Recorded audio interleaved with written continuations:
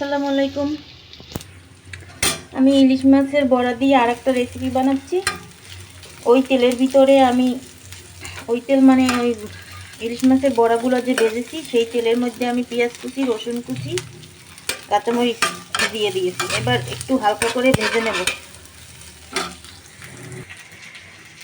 এই যে ইলিশ মাছের বড়াগুলো আমি ভেজে নিয়েছি। পেঁয়াজ রসুন হালকা করে ভাজা হয়ে গেছে।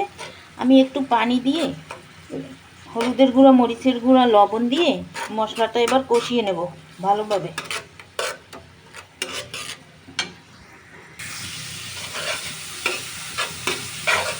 মশলাটা কষানো হয়ে গেছে, এবার একটু পানি দিয়ে দেবো।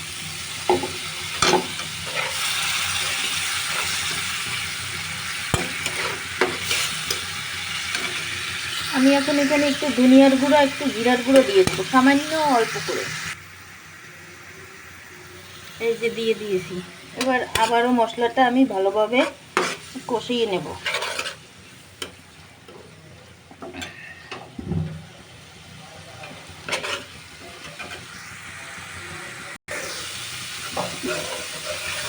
মশলা কষানো হয়ে গেছে, এবার একটু সামান্য আবার পানি দিয়ে দেবো।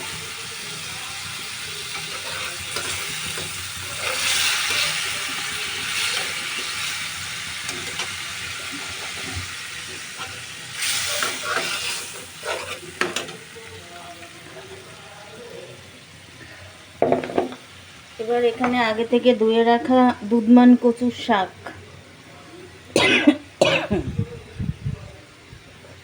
এটা আমি এখন ওর ভিতরে দিয়ে দেবো।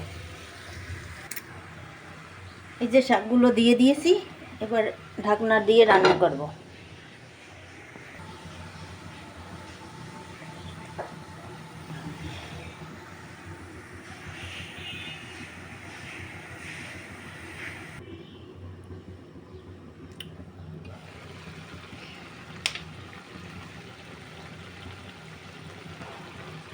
এ পর্যায়ে আমি একটি লেবুর এক পিস নিয়েছি, এটা রস চিপে দিয়ে দেব। ভালোভাবে রসটা চিপে আমি দিয়ে দিয়েছি।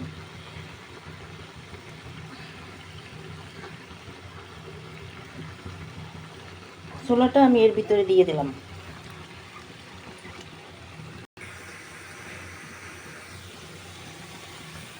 এবার আমি এখান থেকে এই 6টা বড়া এর ভিতরে দিয়ে দিলাম।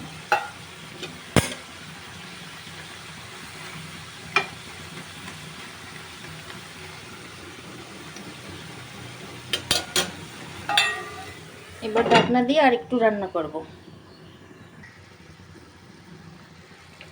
বাস রান্না শেষ, আমি এখন বেড়ে নিচ্ছি।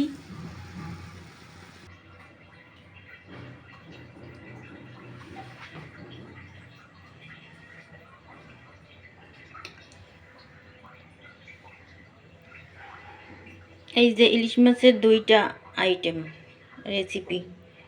ইলিশ মাছ দিয়ে এভাবে কে কে বানিয়েছেন জানাবেন।